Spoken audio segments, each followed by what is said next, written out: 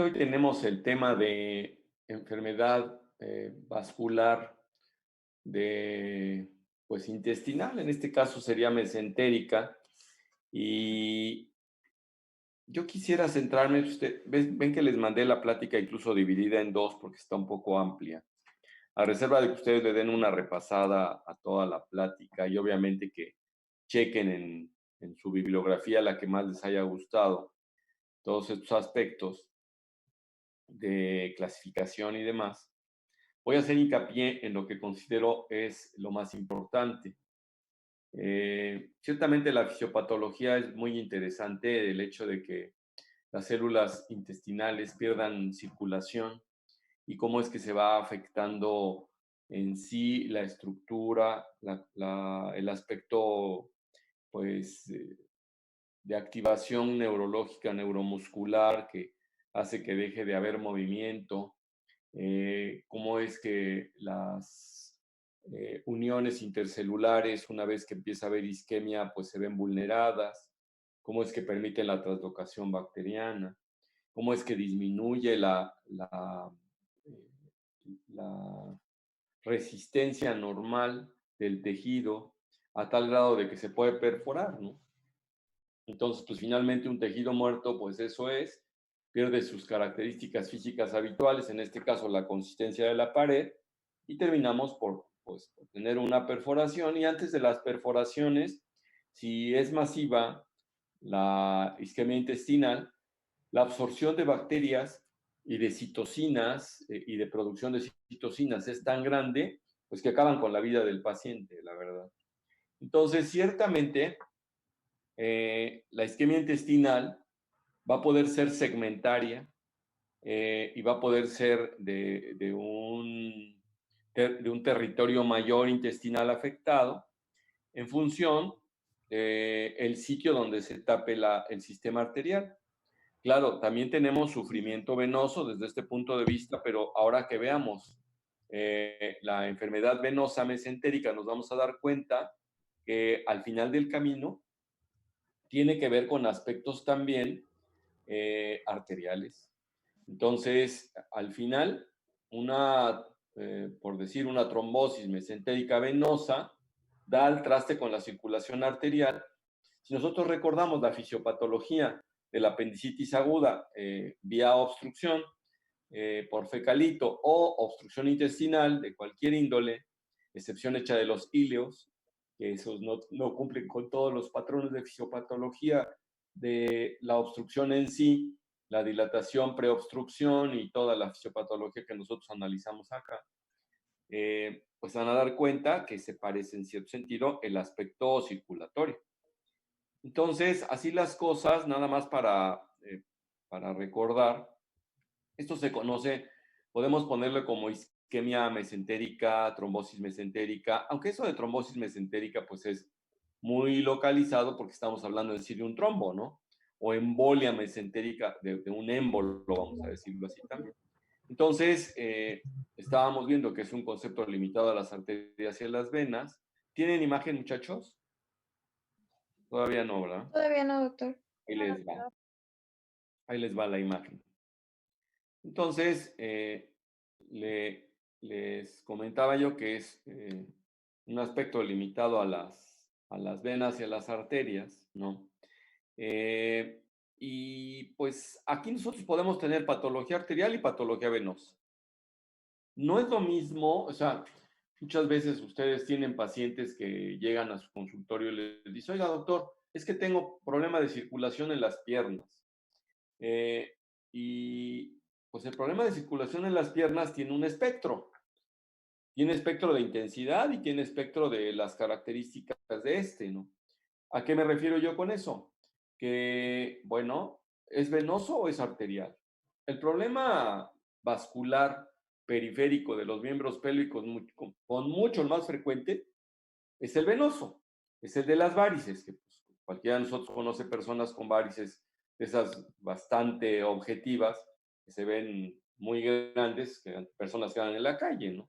Sobre todo mujeres que utilizan faldita y nada más sus zapatos y se les puede observar las venas todas infladas, ¿no? En el caso de los varones, pues por los pantalones habitualmente no falta con los que utilizan short en épocas de veraneo, o que salen pues sí, y con chanclas, entonces podemos observar eso. A lo mejor los que juegan fútbol no, por el hecho de que tienen las medias un poco pues, cercanas a las rodillas, ¿no? Me refiero al short. Entonces, las arterias en consistencia, para empezar, sus paredes son delgadas. Digamos, la resistencia que da al ser llenadas las venas es muy poca, se inflan fácilmente y se colapsan fácilmente por ese mismo motivo. Entonces, la resistencia que presentan a la circulación está condicionada por lo que está alrededor, principalmente, o por una obstrucción allá más adelante. En el caso de las arterias no, porque son de paredes más gruesas y tienen una musculatura que hace que se contraigan y que incluso desde el punto de vista de la tensión arterial es lo que permite que podamos tener nosotros tensión diastólica, porque si no estaríamos en la sístole 120 y en la diástole estaríamos en 0. ¿Por qué no estamos en 0? Precisamente por la contracción de las arterias. Entonces, que hacen que permanezca la presión en el vaso. Asimismo, no son fácilmente colapsables y ciertamente conforme se van haciendo las ramificaciones más delgaditas, pues se puede comprometer más fácil la circulación. Cuando hablamos nosotros de alteraciones de circulación en pacientes diabéticos, ahí el problema es de microangiopatía, porque nos vamos ahí, cuando decimos micro, pues hay vasitos tan pequeños que se requiere básicamente ya de utilizar un microscopio, si ustedes quieren todavía de lupa no tan importante, ¿no? De magnificación no tan importante, pero cuando nosotros nos acercamos ya a la intimidad de la comunicación de lo vascular con las células, entonces sí vamos a tener nosotros, eh, con, podemos ver, es microscópico totalmente y podemos ver que es donde se puede todavía comprometer más la circulación y es lo que desafortunadamente pasa con los pacientes diabéticos.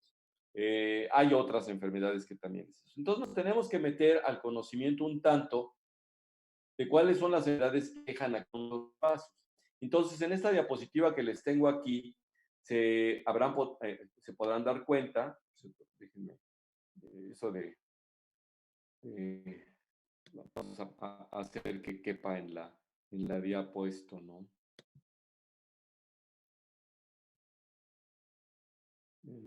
Esto.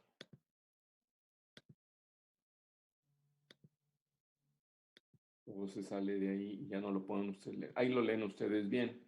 Entonces, aquí esto de la patología arterial y la venosa, ustedes no observan, por ejemplo, inflamación puede haber tanto de las arterias como de las venas. Eso de poner vasculitis es genérico. Pueden poner arteritis, por supuesto, porque también cuando hablamos de vasculitis, casi siempre cuando hablamos de vasculitis, nuestra mente tiene que viajar hacia las arterias.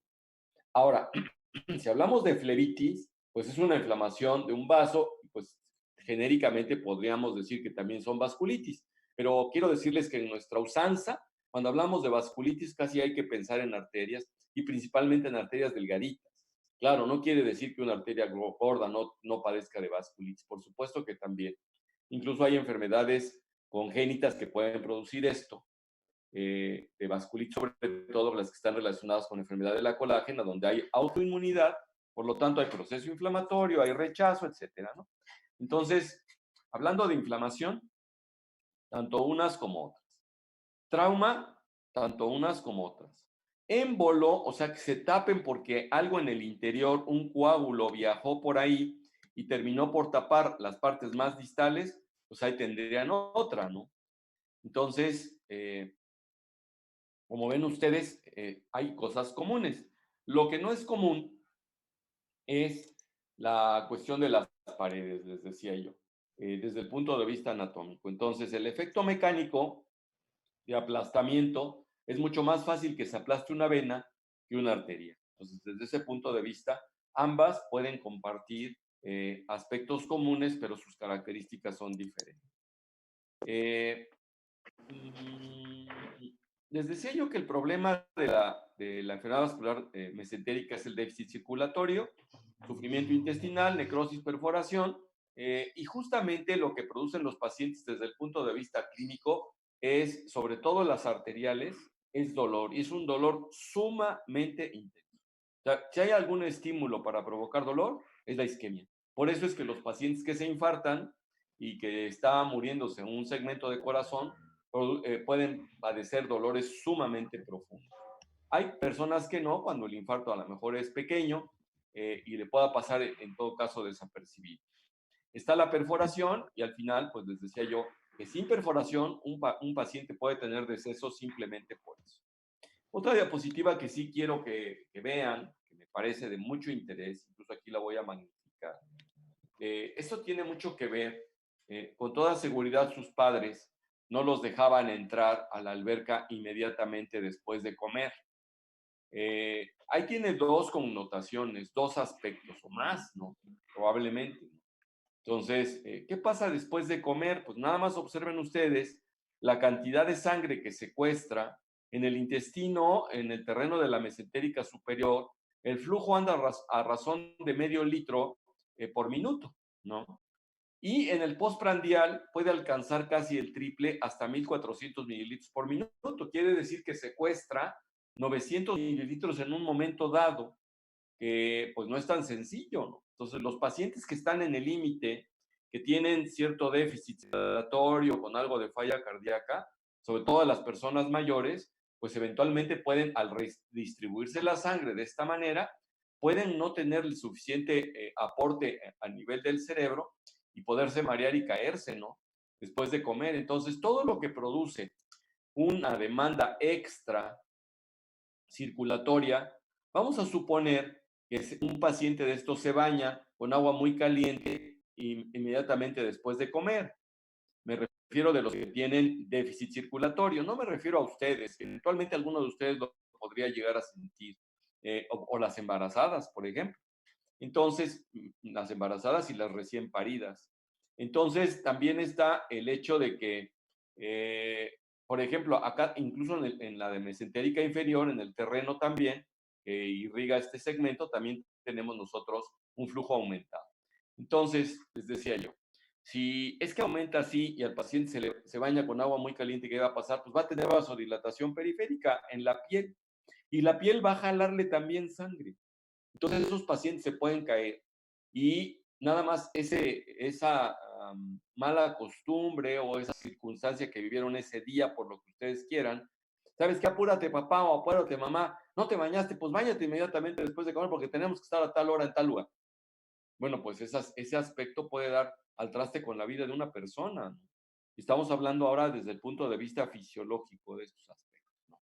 Entonces, pues obviamente a nivel de la porta, pues se va a ir a recoger básicamente todo lo que viene de acá, ¿no? Entonces aquí puede sumarse todo lo de las otras vísceras, porque la porta pues recoge lo de la esplénica, recoge lo de las dos mesentéricas y por eso llega a 1200 en forma preprandial, ¿no? Y ya postprandial puede aumentar hasta los 2000, ¿no? Otros 800, que justamente casi es la diferencia que ustedes están viendo acá de 500 a 1400. Entonces, esta diapositiva a mí se me hace muy importante, tal vez no para que nos las aprendamos de memoria, en el sentido de los números, que sí es importante, ¿no? Y además está mnemotécnica, medio litro por minuto, ¿eh? No se les olvide. Acá 1.4, pues casi multiplíquenlo por 3 y casi se hace mnemotécnica. En el caso del preprandio, ahí sí son 1200 y sube hasta 2000, ¿no? Pero acuérdense ustedes que se suma la sangre en la porta que viene de la esplénica que estaría acá. O sea, se suman las dos mesentéricas más lo de la esplénica. Por eso siempre el flujo de la porta es mayor que el flujo que puede estar dando la mesentérica superior sumada con la mesentérica inferior arteria. Bueno, entonces, así las cosas. Déjenme ver. Okay. Así las cosas. Estaba yo con el tema famoso de que sus papás no los dejan entrar a la alberca en un momento dado porque pueden tener una demanda mayor a este nivel y entonces los músculos que también, si van a hacer ejercicio al nadar, fácilmente se pueden acalambrar. Y un músculo acalambrado eventualmente les va a impedir nadar adecuadamente, ¿no? Y pueden, en un momento dado, si se metieron en profundidad en el mar, por decir así, o en algún sitio, pues puede ser causante de ahogamiento, ¿no? Aunque sean buenos nadadores. Eso es una. Y la otra, esa es otra connotación. Los que gustan de echarse clavados. Si se echan un clavado con el estómago lleno, por decir así, y hacen que penetren un par de metros por debajo de la superficie del agua, bueno, un par de metros por debajo de la superficie del agua, la presión que tiene la alberca ahí a ese nivel va a aplastar todo lo que tiene, todo lo que esté ahí. Entonces no es excepción su abdomen para que se aplaste y eventualmente puede ser exprimido. Y el hecho de que se exprima un abdomen lleno con el estómago lleno va a hacer que ustedes quieran vomitar, ¿no? Entonces no va a estar fácil vomitar y de repente si ustedes no quieren abrir en ese sentido la vía respiratoria para ello, pues pueden tener una broncoaspiración. Entonces, para que tengan ustedes una idea, ¿no? Ahí tienen ustedes esto. Eh, aquí hay una pregunta, pues no fácil de contestar, que cuánto tiempo soporta sin circulación el intestino. Y pues como siempre, ¿no? Nuestros conejillos de India, en este caso nuestros perritos de India, para hacer este experimento. Y entonces a unos perritos se les ocluyó la arteria mesentérica y se veía que cuando se ocluía totalmente, o sea, se dejaba sin circulación la arteria de los perritos, y a partir de las 2 horas ya tenían lesiones irreversibles del intestino. Irreversibles a veces desde el punto de vista de perder les decía yo, la translocación en un momento dado. En ocasiones se llega a recuperar a manera de fibrosis, pero cuando hacen fibrosis luego se estenosan a tal grado que lo que queda es eso, una como cicatriz de intestino, cuando la naturaleza permitió que sobrevivieran, sobre todo cuando es segmentario. En algunos pacientes me ha tocado ver eso a mí, a donde hacen obstrucción, uno los opera y se encuentra fibrosis y lo que me dice el patólogo dice, ¿sabes qué? Esa fibrosis pudo haber sido por una isquemia previa. Está interesante, ¿no? Entonces, bueno, ahí tienen ustedes. Sí me gustaría que ustedes repasaran en lo personal todos estos escaloncitos que tengo de fisiopatología de la isquemia. Entonces, a nivel celular, cómo es que el hecho que haya falta de oxígeno, pues el metabolismo pasa a ser anaerobio. Ustedes saben que el metabolismo anaerobio es muchísimo menos eficiente que el aerobio, en bioquímica lo hemos visto. Ustedes saben cuando pasa por el ciclo de Krebs totalmente aerobio, cuántas unidades de ATP se producen contra el ciclo de anaerobio, donde se produce más CO2 y una cantidad mucho menor de ATP. Entonces esto lo resiente la célula directamente en la cadena de citocromo, ¿no? Y entonces vamos a tener problemas directamente de oxigenación, van a sufrir pues obviamente todo lo que son los organelos y sobre todo los que tienen que ver con la cuestión del consumo de oxígeno y de la producción de energía, se desquicia toda la célula pierde su capacidad de intercambio y entonces pues va a reventar. Y al reventar en un momento dado va a producir muchas citocinas. Ustedes saben que las citocinas no contenidas en su sitio desquician totalmente la economía. Es curioso porque el organismo como que empieza a adquirir cierta adaptación y cuando viene lo que se conoce como recirculación, también empiezan, por ejemplo, empieza a ahorrar el organismo o se mete en un sistema de ahorro disminuyendo algunas capacidades enzimáticas que cuando viene la recirculación y al estar estas enzimas bajas, entonces vuelve a sufrir el organismo por una demanda demasiado exagerada de ciclooxigenasas y demás, entonces también sufre en un momento. Entonces, ahí tienen ustedes desde el punto de vista fisiopatológico cómo puede dar al traste con la pared del intestino, con las células intestinales, con la capacidad que tiene. Es curioso, ¿no? Pongan ustedes a pensar toda la capacidad que tiene el intestino para impedir que estemos invadidos por todas las bacterias a nivel circulatorio que están adentro del intestino, ¿no? O sea, esa barrera es bien interesante. Otra barrera que es bien interesante es la hematoencefálica, ¿no? Que no, al encéfalo no entra cualquier cosa, ¿no? De intercambio. Otra barrera bien interesante es la barrera placentaria, por ejemplo, ¿no? Que no puede estar pasando cualquier cosa al chiquito que no sean los nutrientes propios, ¿no? Y cada quien, madre, hijo, tiene su circulación totalmente aparte que no comparten por ningún lado, ¿no? O sea, cada quien tiene su circulación.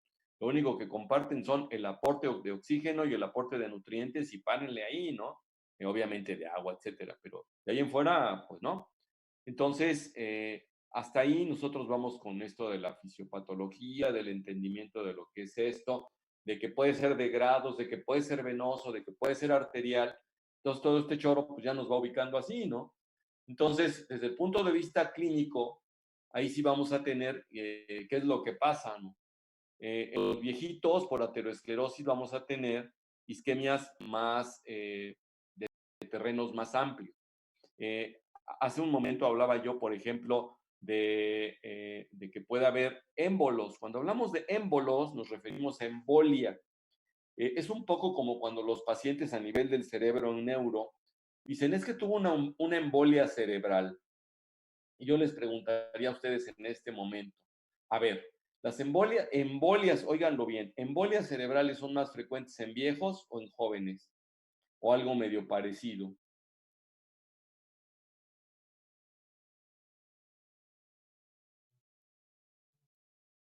¿Alguien se avienta? Estoy hablando solo. ¿Podría repetir? Les decía yo que si la embolia cerebral es mucho más frecuente en viejos, o quiero decir, es exclusiva de viejos, o puede ser de viejos y de jóvenes.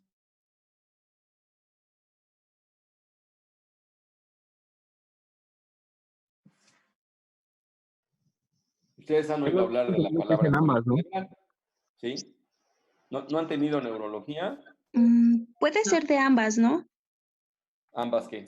Pues no es exclusiva, pero es más frecuente en adultos. Ajá, exacto. No es exclusiva de los viejos, también pueden presentarlo los jóvenes.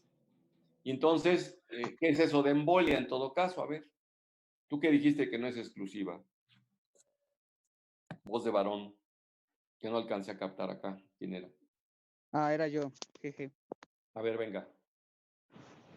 No, le comentaba que, bueno, por lo que yo recuerdo, no es exclusiva de los adultos mayores, pero sí se presenta con mayor frecuencia en ellos. Eso es. ¿Y en sí qué es la embolia, Michelle?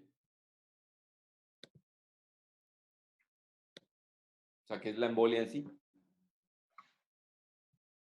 Ahorita los voy a pasar a ustedes a la famosísima triada de Virchow, ¿no? La triada de Virchow, Es que de trombogénesis, es que puede haber en el vaso lesión endotelial, puede haber hipercoagulabilidad o flujo sanguíneo anormal. Si el flujo disminuye, hace que haya hipercoagulabilidad.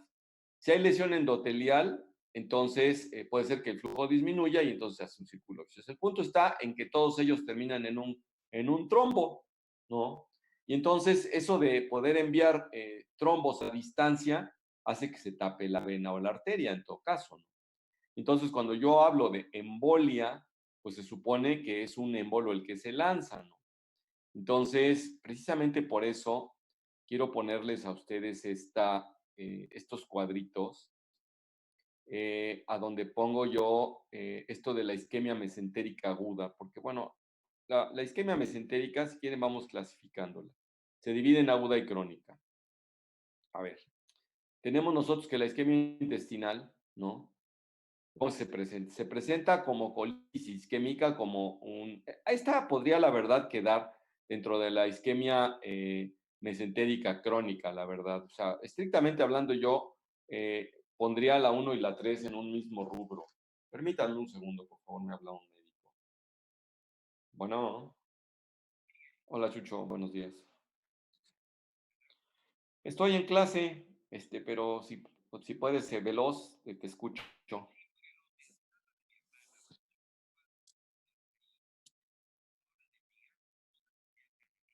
Sí,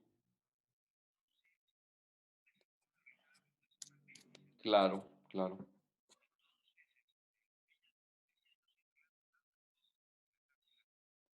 Sí, sí.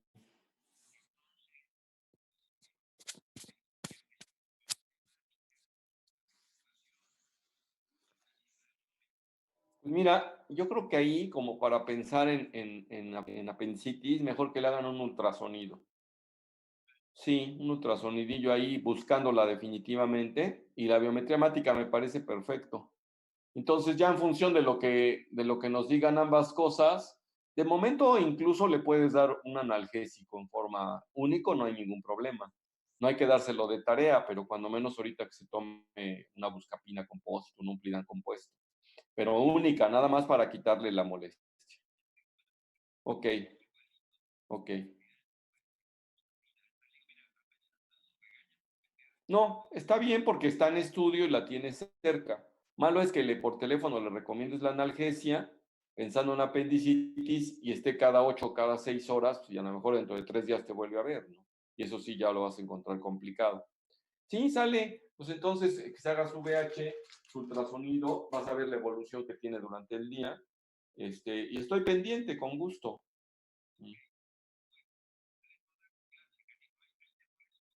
Cuídate, nos vemos. Adiós, bye. Ahorita, por ejemplo, lo que ustedes acaban de escuchar es una interconsulta de un ginecólogo, donde una paciente de él tiene dolor en epigastrio que se posó a la fosa ilíaca derecha. Con ustedes ya tuvimos apendicitis, ¿no? El tema. Ya, doctor. Todavía no se va. ¿Qué pasó? No hay cuidado, estoy pendiente. Se le chispoteó. Bueno, entonces dice, tengo a mi paciente con dolor en epigastrio y en fosa ilíaca derecha, en ambos sitios. Si son coincidentes, es una posibilidad. Si empezó periumbilical, un poco hacia el epigastrio, y después se instaló en la fosa ilíaca derecha, es más clásico de apendicitis. Entonces ya escucharon ustedes, bueno, dale un analgésico para que no esté sufriendo, pero porque la tiene cerca, no la vas a soltar, ya le está mandando su laboratorio, ya le está mandando su ultrasonido, y estamos por ponerle la mano en el abdomen, ¿no? Y ya está la interconsulta con el cirujano gastro, que soy yo. Entonces, eso está resolviendo el problema juiciosamente de parte de él. Entonces, ojo, no por teléfono estén mandando analgésico. Ah, ¿te duele? Toma este analgésico cada 6 horas. Y como ustedes escucharon, 3 días después ya va a ser un problema. Bueno, regresando a nuestro tema, el tema que nos ocupa. Les decía yo que la presentación clínica viene siendo de agudas y crónicas. Entonces, las crónicas se hacen, aunque también puede haber en los jóvenes, pero son más de personas mayores. Y la colitis isquémica prácticamente es de personas mayores. Entonces, se las puse acá porque en la revisión que yo hice de este brand, de ahí lo tomé, hablan de que la colitis isquémica ocupa del 70 a 75%. Esta revisión la saqué también parte del libro de Montoro, que si no se los di, hay un libro de gastroenterología español de Montoro. Es un tratado de gastro, lo pueden bajar tranquilamente del internet. Nos hizo el favor este médico de poderlo subir sin ningún problema. Y entonces, bueno, tiene esa clasificación. Entonces, fíjense, la mayoría de lo que ellos ven es colitis isquémica. Y después viene la mesentérica aguda, que eso es de lo más grave que nosotros solemos ver. Y después tenemos a la mesentérica crónica, a la focal segmentaria, que es una parte de las agudas, y tenemos también nosotros la venosa. Y esta venosa la incluimos dentro de la isquemia mesentérica aguda. Eso es importante. Y entonces quería yo llevarlos directamente a ustedes a que observaran esta lámina, a donde ya yéndonos de la crónica, y que los pasamos, digamos, a la parte más espectacular del cuadro y a la que hace que nos interconsulten de volada, porque, por ejemplo, la colitis isquémica, pues más bien se caracteriza en parte con dolor abdominal, con evacuaciones sanguinolentonas, y la endoscopía es la que va a hacer el diagnóstico, ¿no? Entonces, incluso yo aquí los ubico a ustedes con diferentes aspectos de la colitis isquémica, que va desde simplemente unas manchas blanquecinas, que pueden hacerse más intensas en los sitios de probable isquemia, a problemas ya de falta de circulación con zonas violáceas francas, edema. Miren la diferencia de esta pared y de esta pared. Aquí es más agudo que acá, y observen ustedes acá ya con edema todo deformado, o de plano ya necrosis, ¿no? Donde esto se ve negro, esto ustedes si lo tocan, luego se esfacela fácilmente. Bueno, son los grados de colitis isquémica que yo les pongo por ahí, para que lo tengan en cuenta, ¿no? Entonces, ahí ya nada más para cerrar ese tema, porque no me quiero entretener mucho con ese, lean ustedes, está muy sencillo, será el reposo intestinal, la hidratación, evitar que los pacientes tengan bajo gasto, que no estén deshidrataditos, si tienen una diarrea, estar muy atentos a hidratarlos pronto, no estar usando vasodilatadores por algún motivo, nada más así por usarlos, ¿no? Estar utilizando beta bloqueadores nada más así al tiro, porque pues, como no compensan, los dejan a los pacientes para, muchas veces los cardiólogos utilizan para la hipertensión, incluso para algo de isquemia intestinal o para arritmias, y entonces pues, nosotros podemos tener bajo gasto, ¿no? Entonces, también evitar utilizar vasoconstrictores como los de la gripa, que luego producen vasoconstricción y eso hace que se irrigue menos el intestino en este caso. Esta colitis isquémica es más bien dependiente de la mesentérica inferior. Es curioso esto de la mesentérica inferior. Les quería yo mostrar, aquí voy a agrandar otra vez esta. Miren ustedes la circulación colateral que hay entre estas tres ramas de la mesentérica, ¿no? La ileosecocólica, la cólica derecha y la cólica media. Pueden ustedes observar que incluso la cólica media puede parte del extremo izquierdo del colon, me refiero transverso, y esta arteria se conoce como marginal de Drummond. Esta, pues, tiene continuidad para acá. Entonces, cuando se llega a tapar la mesentérica inferior, el paciente puede suplir la circulación de una obstrucción, una oclusión parcial, incluso de estas ramas, con la marginal de Drummond. Y justamente por eso es que se observa un poco menos, pero cuando los pacientes ya empiezan a tener sufrimiento vascular general por ateroesclerosis, también la circulación aquí es un tanto precaria y no va a alcanzar a suplir por esta arterita marginal de Drummond esa circulación y por eso pueden tener colitis isquémica que casi siempre es de la parte distal del intestino, que es una de las cosas que también sucede. Es muy difícil que veamos nosotros una isquemia de todo el colon, porque se tendría que tapar en dos sitios. Probablemente el paciente ya en forma previa tuvo una obstrucción de la mesentérica inferior y de repente puede tener una obstrucción distal, por ejemplo, aquí en diferentes niveles, porque también si se tapa acá, pues el intestino delgado sufre. Si se tapa acá, todavía puede tener circulación por acá y por acá.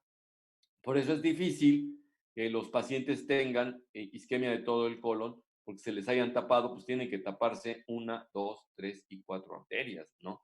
Incluso hasta las sigmoideas, que también a veces tienen algunas ramas directas de la ilíaca, ¿no?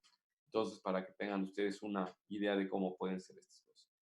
La verdad es que el tema es sumamente amplio y yo quería resumirles un poquito en lo que se refiere a las presentaciones clínicas, porque miren ustedes con la isquemia mesentérica aguda.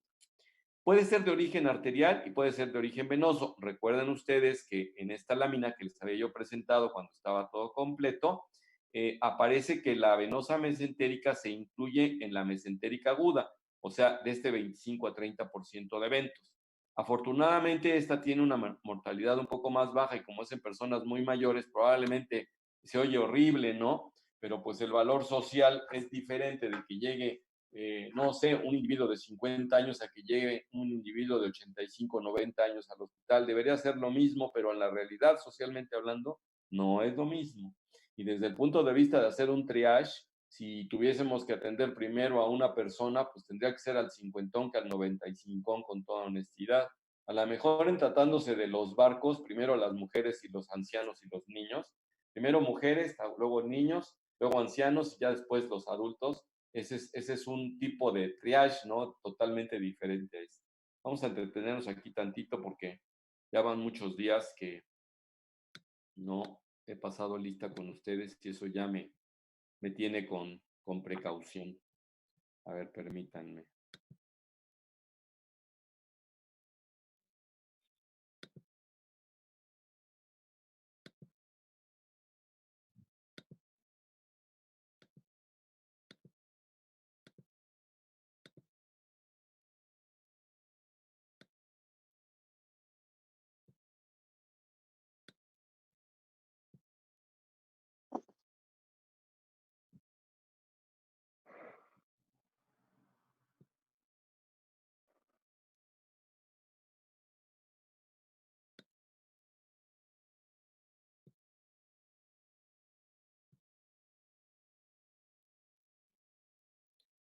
23,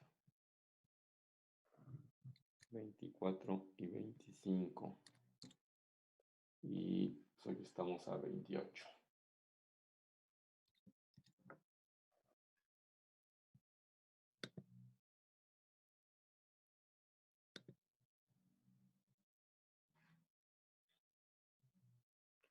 Pasaré al revés lista.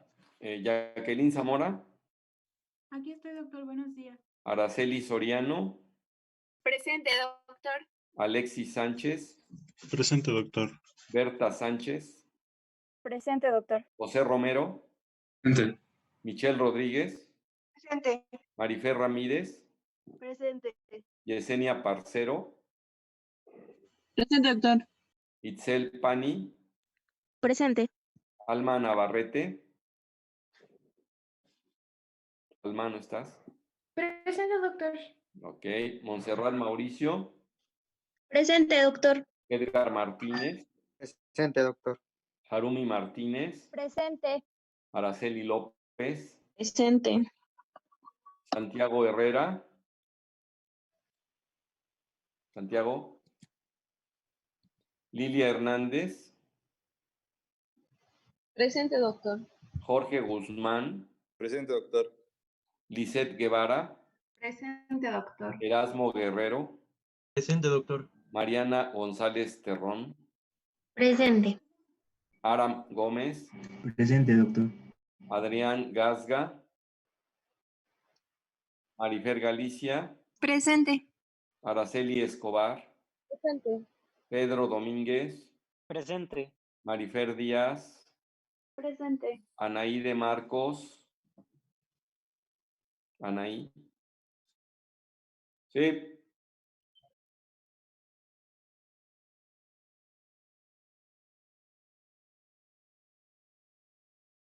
Ya la, ahorita no tengo a nadie en sala de espera y ya entraron todos. Entonces Anaí se quejó de eso.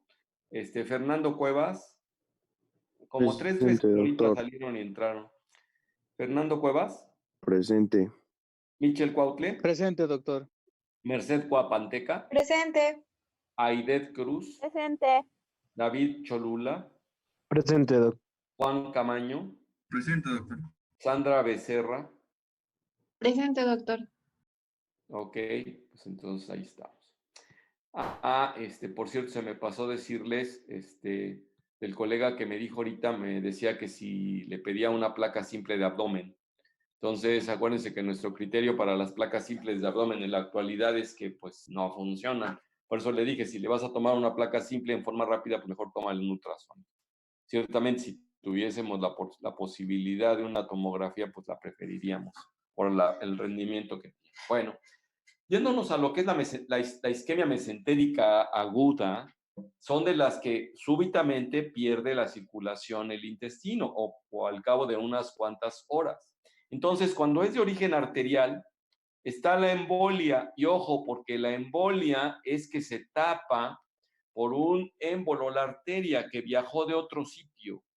Entonces, los pacientes que tienen aterosclerosis pueden generar, ahora sí, yéndonos a la famosa triada de Virchow, la aterosclerosis genera lesión endotelial y la lesión endotelial puede dar origen a trombosis. Entonces, un trombo o un émbolo trombótico, que es de un coágulo, por decir así, puede viajar de donde se formó a la distancia. Uno de los sitios que puede producir émbolos es el corazón. Entonces, cuando el paciente tiene arritmias o patología cardíaca diversa, yo ahí les pongo, ¿ustedes ya tuvieron cardio? No, doctor. No, doctor. Lástima no, que no han doctor. tenido cardio, pero nada más para que se den una embarradita. Aquí tenemos 11 patologías cardíacas que pueden generar émbolos y que pueden hacer que el paciente lance alguno y pueda hacer hasta donde se le pegue la gana, ¿eh? Entonces puede irse al norte, bueno, hacia el cerebro, o puede irse hacia el sur y en el sur encontrarse el vaso que se les ocurra.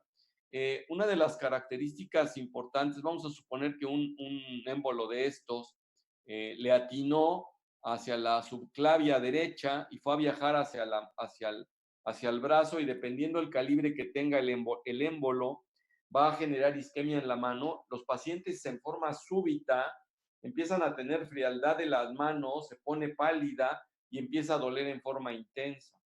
Ustedes ya vieron que la isquemia no aguanta más que 2 horas. Ciertamente, luego se empieza a formar circulación colateral de otros sitios del que se tapó, y eso ayuda a que no se muera el miembro. Pero pues tenemos poco tiempo para que llegue sea que hagamos un problema, un aspecto de trombolisis con sustancias trombolíticas, y otra es que pues llegue alguien que abra la arteria y le quite el coágulo, ¿no? Entonces, es lo que se conoce como embolectomía. Entonces, ojo con eso. Entonces, ahí tienen ustedes esto de la embolia.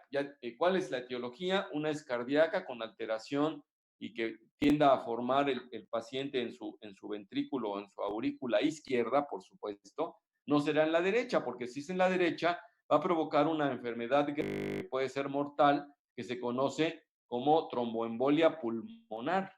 Ustedes saben que el corazón derecho, que lleva sangre azul, entre comillas, que son las que lleva sangre venosa, pues si tiene un coágulo y tapa las arterias pulmonares, pues eso es lo que se conoce como tromboembolia pulmonar.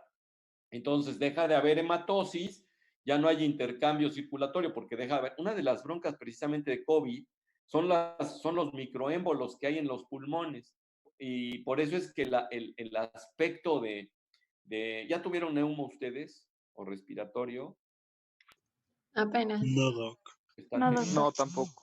Bueno, pues la cosa es que hay una cosa que se llama neumonía, y esto de la neumonía normalmente es producida por alteraciones en los alveolos. En este caso, más que verse afectado el alveolo, se ve afectada la circulación del alveolo. Y entonces no se cumple con la hematosis. Ya saben lo que es hematosis, ¿verdad? Sí, el intercambio. ¿Ya tuvieron fisio? ¿Ya tuvieron fisio? Sí. Ya estoy de molón, ¿verdad? Pues es que sí me interesa mucho que me entiendan bien, ¿no? No estoy cotorreando. Entonces, no hay hematosis ahí, y pues es uno de los riesgos, ¿no? Entonces, ahorita lo que les estoy dando a ustedes son bases para entender mejor el tema. Vayan y léanlo. Probablemente ya lo leyeron algunos de ustedes, porque dudo que todos, con toda honestidad. Miren que les mando desde el fin de semana todo, para que no estén chillando. Y esto lo tienen desde el fin de semana pasado, porque estamos atrasados con esto. Nos tocaba el viernes este tema y pues lo estamos posponiendo para hoy, ¿no? Pero pues incluso nos tocaba así el viernes. Entonces ahorita pues como les encantó el tema de Chronicus y se la pasaron preguntando, pues no pude abordarlo, pero pues allá lo tenemos, ¿no?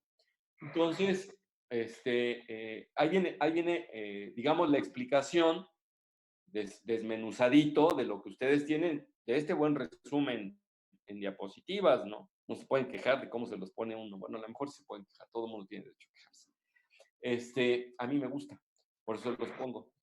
Resulta que una es la embolia, que es de lo más frecuente. Por otro lado, tienen ustedes, aquí ya se ve mejor, aquí yo creo que este globo, hay que cambiarle el color de las letras después. Bueno, la isquemia mesentérica no oclusiva, fíjense, no oclusiva, ¿no? Está la isquemia segmental, focal segmentaria, y la trombosis. Una cosa es embolia y otra cosa es trombosis. En la trombosis como que se supone que el coágulo se hace en un sitio dañado y no viajó, sino que es en el mismo sitio de la lesión, por decir así, ¿no? Entonces, ciertamente esto de hablar de un trombo y de un émbolo, claro, el émbolo puede ser gaseoso, el émbolo puede ser, me platicaba un profesor que tuve de cirugía de tórax y que también daba vascular periférico, que tuvo un caso de una embolia por bala, ¿no? A un paciente le dieron un balazo, le penetró por ahí, no me acuerdo en qué arteria, y fue viajando por alguna de las arterias más pequeñas hasta que se embolizó y ocluyó en forma distal. Dice, cuando yo fui a ver, pues tenía una bala. Claro, una placa, eso sí se los permitió verlo, ¿no? Entonces ahí tienen ustedes la trombosis de la arteria mesentérica superior, dice, aquí también AMS es arteria mesentérica superior. Y en el caso de la isquemia mesentérica no oclusiva, ahí los pacientes, ¿alguien me quisiera decir esto de isquemia mesentérica no oclusiva? ¿Qué quiere decir? A ver. Se debe por Se vasoespasmo. debe a estrechez de los vasos, ¿no? En realidad se debe a falta de cualquiera de las dos cosas. Una de dos. O están estrechos los vasos por utilizar vasoconstrictores o falta volumen. Entonces los pacientes que no tienen volumen tienen gasto bajo o también, por ejemplo, por falla cardíaca aguda, también pueden tener gasto bajo y caer en ese problema, ¿no? Entonces, para que tengan ustedes una idea de lo que puede suceder. Ahora, yéndonos nosotros a la isquemia focal segmentaria, ¿alguien me podría decir un ejemplo de isquemia focal segmentaria?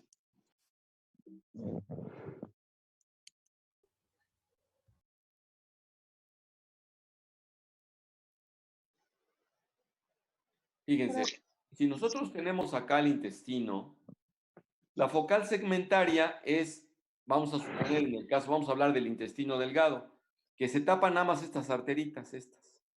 Y entonces el paciente nada más va a tener isquemia en este segmento. Entonces, focal segmentaria. No. Claro, puede ser también por un embolo, bueno, varios embolitos chiquitos que generen una isquemia focal segmentaria, sí. Y una de las típicas son las hernias, porque en la hernia se ocluye, ¿no? Me gusta utilizar mis cablecitos estos, hacen contraste suficiente. Entonces tienen ustedes la tripa, se mete en un orificio, esto tiene circulación, ¿no? Aquí en medio, esta es la tripa y tiene su circulación. Si empieza en el orificio por donde se metió a no pasar adecuadamente la sangre, pues entonces va a haber isquemia de todo este segmento. Es una de las cosas, es a lo que nosotros le llamamos que la hernia se estranguló, ¿no? Entonces, bueno, vamos a pasarnos para terminar con la explicación del cuadrito, que es lo que se me hace que resume prácticamente toda la plática. Nos vamos a pasar a la isquemia focal segmentaria que ya dije, ya hablamos de trombosis arterial, y nos vamos a pasar a la venosa. Entonces, desde el punto de vista venoso, nosotros podemos tener una trombosis venosa mesentérica y también podemos tener isquemia focal segmentaria. ¿Por qué? Porque cuando tenemos una hernia, lo primero que se colapsa son las venas, curiosamente. Por eso es que aparecen en el 6 y en el 4. Nada más que aquí el origen es arterial y aquí el origen es venoso. Al final del camino, ¿qué pasa cuando se tapa un mecanismo de drenaje del intestino, que sería el venoso? Pues va a haber edema, porque ¿por dónde sale la sangre? Y al haber edema, va a llegar un momento donde ese edema va a tapar los vasitos, y al tapar los vasitos arteriales, pues el paciente ahora sí ya tiene isquemia focal segmentaria, por eso es que coinciden estas dos. Al final son lo mismo, pero al principio no. Esta desde un principio fue la arteria la que se tapó, esta primero las venas y después taparon las arterias. Y la trombosis venosa mesentérica, que al final termina por hacer una isquemia mesentérica aguda. Precisamente por eso es que están en el mismo sitio las dos. Nada más que si ustedes observan, aquí hay 6 patologías diferentes que pueden dar, o sea, de etiología diferente que pueden generar esto, ¿no? Entonces, precisamente, dice cómo se presenta clínicamente la isquemia mesentérica aguda, ¿no? Entonces, hay émbolos arteriales, 40-50%, trombosis arterial 20-30%, obstrucción venosa 5-18% y no oclusivas 20-30%, según este autor, que se apellida Kimura. Y ya dijimos que es origen arterial, origen venoso, que se analiza en esta imagen. Ya hablábamos de la triada de Virchow. Y una de las cosas es que, ¿qué pasa con la embolia de la arteria mesentérica superior? Pues hay arritmias, cardioversión, infarto previo, cateterismos cardíacos, pues el émbolo baja a la mesentérica, viaja y entonces la tapa. Por acá traigo una imagen, bueno, ahorita no la vamos a analizar. Voy a parar aquí para que terminemos mañana con esto. ¿Tienen alguna pregunta o comentario?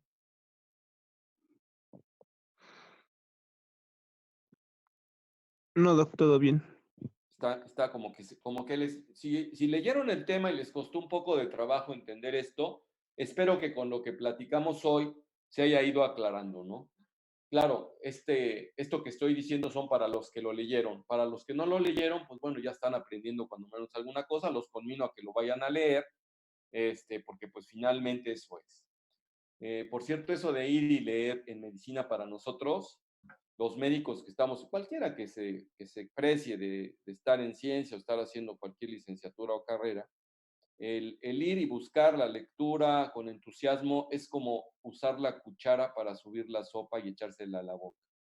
Entonces, si no hacen esa mecánica para comer, cuchara, o bueno, si no es cuchara, pues para que se empinen el bowl o el tazón hacia la boca. Si no hacen eso, no hay comida. Entonces, pues si no hacen eso, no hay conocimiento, mis chavos. Pues nos vemos mañana. Hasta luego, doctor. Gracias. Gracias, Chao. doctor. Hasta mañana.